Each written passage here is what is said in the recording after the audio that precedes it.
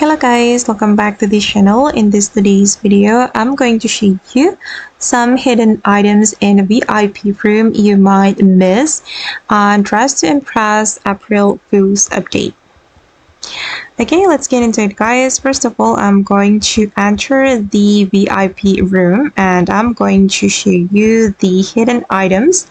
The first item is this bag, this pink bag. You can find it here. I'm going to grab it and you can change the toggle. You can choose elbow, hands, or shoulder. And I'm going to choose elbow. Okay, this is the new item. I haven't seen this item before.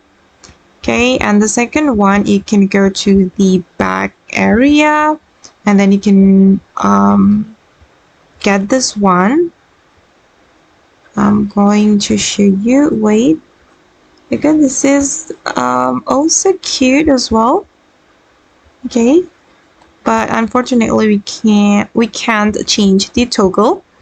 Okay, and then you can go to the shoes area and here you will see some reward shoes and I'm going to choose this one.